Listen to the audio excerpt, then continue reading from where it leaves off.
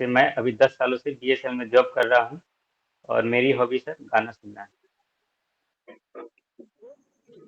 10 साल से आप बीएसएनएल में जॉब कर रहे हैं, किस पद पे हैं आप? हैं है। जूनियर इंजीनियर के पोस्ट में।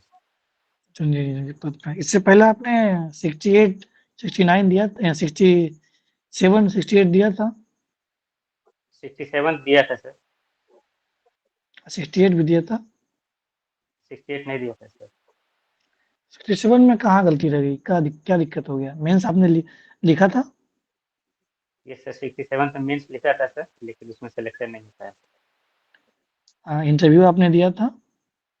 नहीं सर, इंटरव्यू में देता है। Okay okay. मीन्स आपका क्या है ऑप्शनल ग्रेजुएशन सब्जेक्ट क्या है? Electrical electronics, okay. अच्छा ये बताइए, optional geography. Optional geography, okay.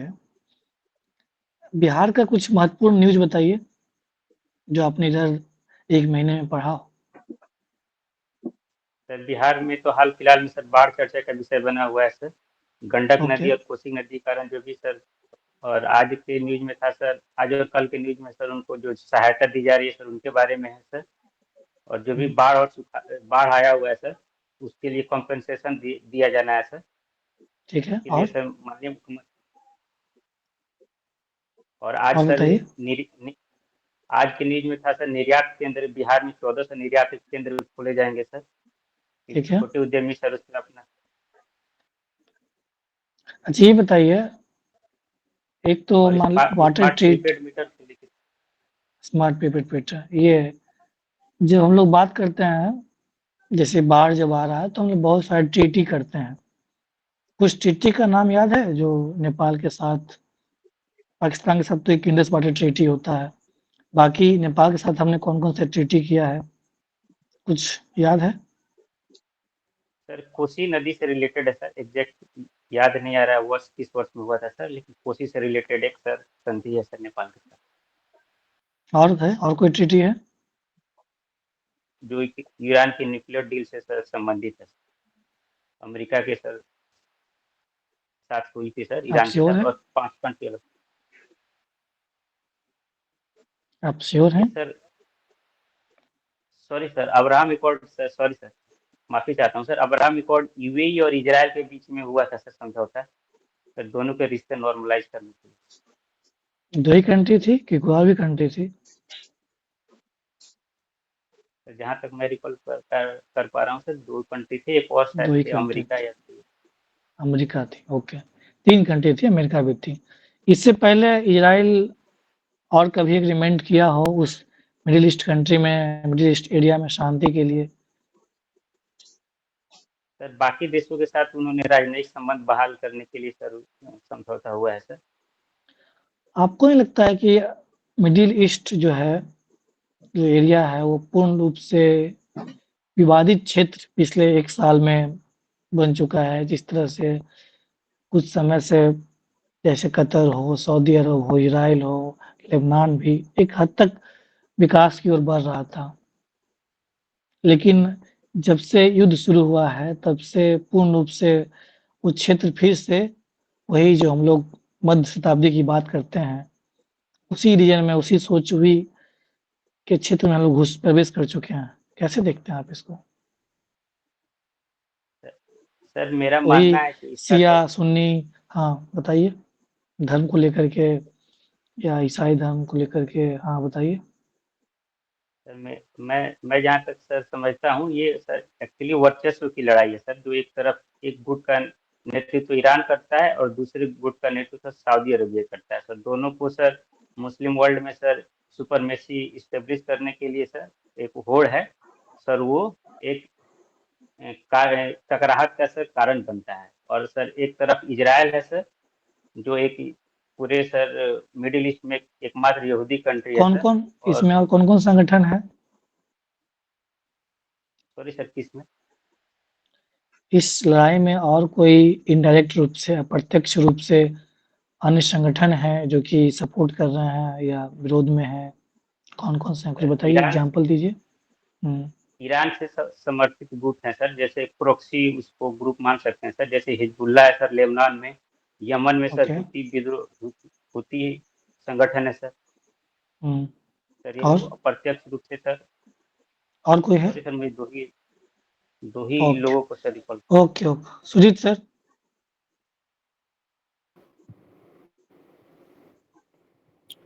Manish, आपने ग्रेजुएशन 2012 में किया है, yes sir.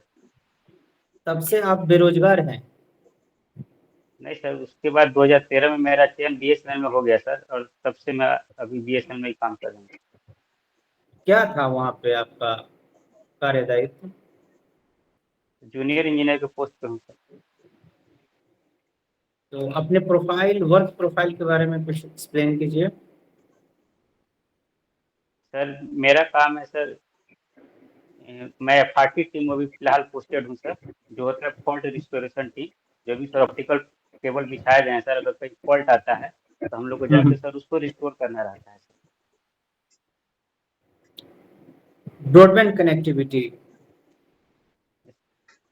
Sir optical fibre से सर, हर हर एक्सचेंज ऑप्टिकल फाइबर से जुड़ा हुआ है सर। ऑप्टिकल फाइबर से जुड़ा हुआ है।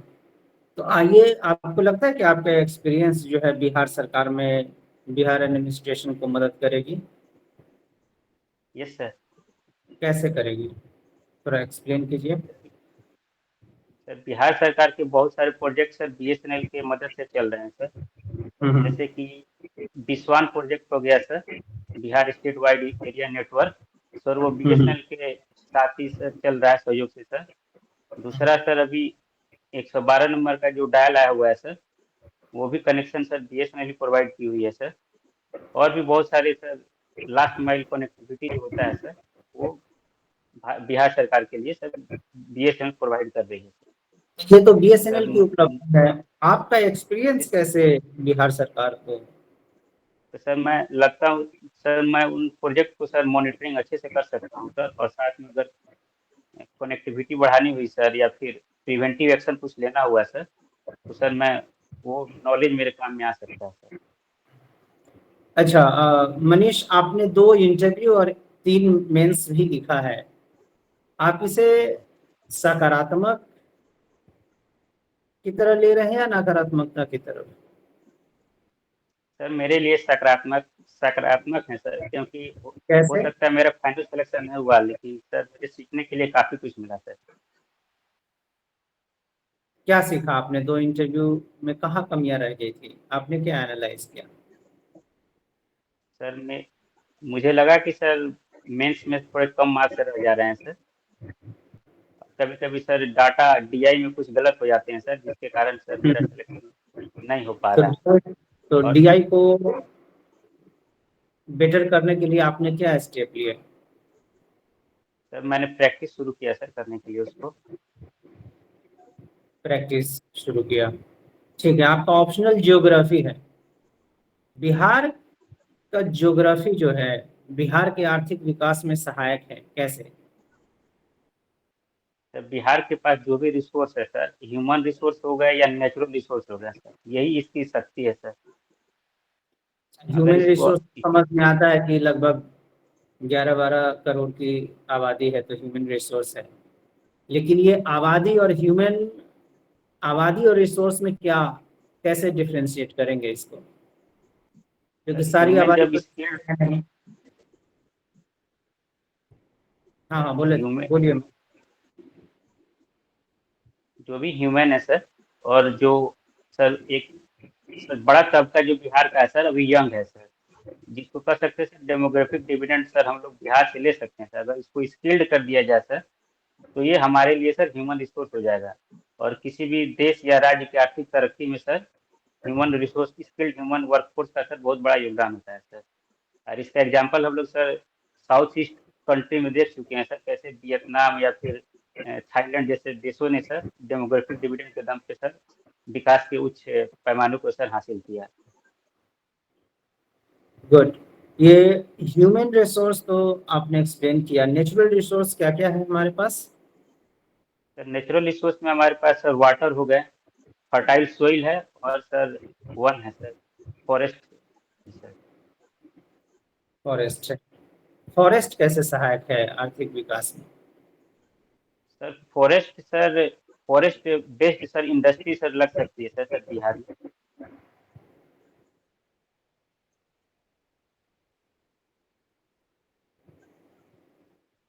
और फॉरेस्ट सर, जो भी सर शेड्यूल्ड लोग रहते हैं सर फॉरेस्ट में सर, उनके लिए एक जीविका का सर एक बड़ा माध्यम है। और माइनर फॉरेस्ट प्रोड्यूस जो भी होता है सर, उनके माध्यम से उनके सर रोजगार को बढ़ावा दिया जा सकता है सर, और उनकी आर्थिक तरक्की की जा सकती है सर। और इसके साथ ही सर फॉरेस्ट बेस्ड प्रोडक्ट को सर एक्सपोर्ट भी किया जा सकता है सर नेबरहुड कंट्री में सर। बिहार में कुछ मिनरल्स भी पाए जाते हैं क्या? Yes sir. कहाँ कहाँ, वो कौन कौन से क्षेत्र हैं? सर जो मेन मिनरल पाया जाता है सर रोहतास और कैमूर में पाया जाता है सर। क्या पाया जाता है वहाँ लाइमस्टोन पे? पाया जाता है, लाइमस्टोन पाया जाता है सर लाइमेट। जमुई में सर सोना पाया जाता है सर। उसके बाद गया और भागलपुर और नवादा में सर ये अभ्रक पाया जाता है सर। ठीक है, रुपेश सर। जी Ashwani sir.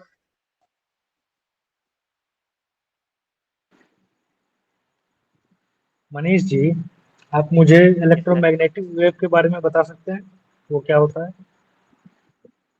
Sir electromagnetic wave का सर जो मेन प्रॉपर्टी होता है सर, जो लाइट की स्पीड से ट्रेवल करता है सर। और इसका example sir xray, gamma ray sir, light, सभी इसके एग्जांपल हैं सर। इलेक्ट्रोमैग्नेटिक वेव प्रोड्यूस कैसे होते हैं? Electromagnetic wave sir produce source के माध्यम से होते हैं सर। सोर्स नेचुरल भी हो सकता है सर, और आर्टिफिशियल भी हो सकता है सर। क्या चार्ज के थ्रू हम लोग इलेक्ट्रोमैग्नेटिक वेव प्रोड्यूस कर सकते हैं? सॉरी सर, अभी रिकॉल नहीं कर पा रहे हैं sir electro okay. Produce production. Satellite क्या होता है? सैटेलाइट सर जो पृथ्वी के सर सैटेलाइट कहते हैं सर। ओके। आपने जीपीएस और जीआईएस का नाम सुना है? Yes sir. क्या होता है वो? जीपीएस होता है सर ग्लोबल पोजिशनिंग सिस्टम होता है सर, जो यूएस के द्वारा बनाया गया है। हम्म, और जीआईएस अ, सर, बोलिए बोलिए। जीआईएस सर एक टेक्नोलॉजी है सर, जीआईएस से जो सर हमें क्या फायदा है? वो काम क्या करता है? जीआईएस से सर रिसोर्स मैपिंग की जाती है सर। धरती पे जो भी रिसोर्स है सर उसकी मैपिंग की जा सकती है, या फिर फ्लड्स कभी आते हैं सर उससे नुकसान क्या होता है सर उसको भी माप सकते हैं। ये मेनली सर ज्योग्राफी में यूज होता है सर जीआईएस टेक्नोलॉजी। या फिर कोई रिसोर्स धरती पर लोकेट करना हो सर उसके पोजीशन के साथ। तो पोजीशन लोकेट करने के लिए तो हमारे पास जीपीएस है ही। और सर जीआईएस से सर रिसोर्स मैनेजमेंट में काम आता है सर। ओके। जो जैसे कि जियोग्राफिकल फॉरेस्ट को, डेटा बेसिकली वो जो डेमो ये ज्योग्राफिकल डेटा है उसे यूज कर सकते हैं हम लोग। अच्छा, आप बता सकते हैं जीपीएस के लिए कितने सैटेलाइट की जरूरत होती है? सर एक्चुअली 3 सैटेलाइट से हम लोग पूरे सर वर्ल्ड को कवर कर सकते हैं सर, आइडियली देखा जाए तो सर। जीपीएस 3 सैटेलाइट से ही कवर हो जाता है? आप श्योर हैं इस बात में? सॉरी सर, मैं अभी रिकॉल नहीं कर पा रहा हूँ सर जीपीएस में एक्चुअली कितने सर। मनीष जी, ये फोटोन क्या होता है, photon? Photon sir high energetic particle होते हैं सर, लाइट के सर जो भी उसको कह सकते हैं सर। लाइट का जो सबसे स्मॉलेस्ट सर वो होता है वो फोटोन होता है सर। फोटोन का मास होता है? सॉरी सर, मास नहीं पता है सर। ओके, बहुत अच्छा Manish ji. Over to Rupesh sir. Okay, thank you. ये बताइए कि मुझे अपने ऑफिस में बीएसएनएल का वाईफाई लगवाना है, क्या प्रोसेस होगा? सर आजकल वाईफाई सर जो भी सर्विस है सर, मैक्सिमम सर्विस को आउटसोर्स कर दिया गया है सर। तो इसके लिए सर आप वहाँ के सर जो नज़दीकी एमएसओ हैं सर, वहाँ से कांटेक्ट करके सर आप लगवा सकते हैं। अच्छा, तो एमएसओ साहब को जाके हम आवेदन देंगे कि मुझे अपने ऑफिस में वाईफाई लगवाना है, फिर आगे क्या नहीं प्रक्रिया सर, होगी? आवेदन नहीं देना। तो कैसे लगवाएंगे? सर उनको बोलने पर भी लग जाएगा सर। अच्छा, वाईफाई लगवाने में कौन कौन से इंस्ट्रूमेंट वगैरह का यूज होता है, कुछ आइडिया है? आप तो काम कर चुके हैं बीएसएनएल में। सर वाईफाई लगाने के लिए सर जनरली राउटर का यूज होता है सर, जिसको मॉडेम भी कहते हैं सर जनरल टर्म में सर। जी। तो 2 राउटर लगेगा सर। वहाँ पे सर जहाँ जहाँ पे आपको कनेक्शन लेना है सर, वहाँ पे एक आएंगे, एक राउटर लगा देंगे सर। अच्छा, और उसके माध्यम से सर आप लैंडलाइन सर वायर्ड कनेक्शन भी यूज कर सकते हैं सर, वाईफाई भी, और उसको वायरलेस भी यूज कर वाईफाई की सकते तरह हैं। वायरलेस यूज कर सकते okay, okay Manish ji, your interview is over. हैं। फीडबैक। मनीष, आपका इंटरव्यू कब है? 16 को है सर। 16 को है। आज तारीख 7 हो गया, आपके पास 1 सप्ताह है। ठीक है, आपकी तैयारी थोड़ा-सा कॉन्फिडेंस और रहना है, घबराना नहीं है। बाकी नॉलेज की बात है तो जो चीज़ नहीं पढ़े हैं, जैसे बिहार को थोड़ा-सा और देखते रहिए। समय 7 दिन है, 7 दिन कम नहीं होता है, बस उसको रिवीजन करते रहना है। जो भी बताएँ पॉइंट वाइज़ बताएँ, ठीक है? उसको रिवीजन करते रहिए, बिफोर कैमरा थोड़ा-सा स्पीकिंग करिए। कॉन्फिडेंट है, आप बोल ले रहे हैं और उसको थोड़ा-सा और कॉन्फिडेंटली बोलना है, ठीक है? जहाँ नहीं आ रहा है, वहाँ पे आप सॉरी सर बोल सकते हैं। गलत गेस करने से अच्छा है कि उसको सॉरी सर करके ही निकलना बेहतर होगा। बाकी जैसे कि अब अब्राहम को ने पूछा तो थोड़ा-सा तो ठीक है, अब उसको थोड़ा रिवीजन करते रहेंगे, है ना?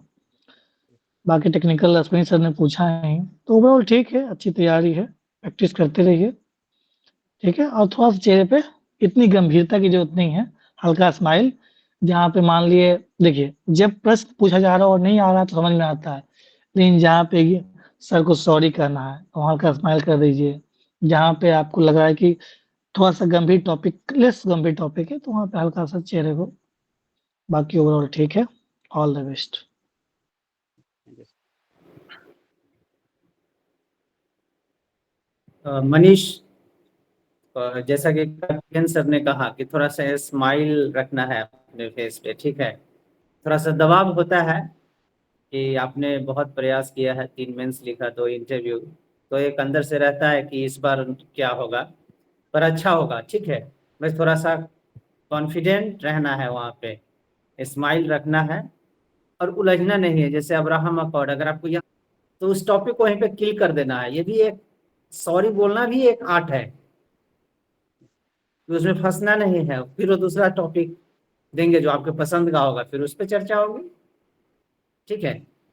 और जो इकोनॉमिकल ज्योग्राफी है, थोड़ा सा उसका देख लेना है बिहार के बारे में, और न्यूज़पेपर को पढ़ते रहिए, वो न्यूज़पेपर से भी क्वेश्चंस अराइज होंगे वहाँ पे, ठीक है? बाकी बस थोड़ा सा कॉन्फिडेंस बनाइए और स्माइल रखिए अपने फेस पे, अच्छा होगा, इस बार सिलेक्शन होगा आपका।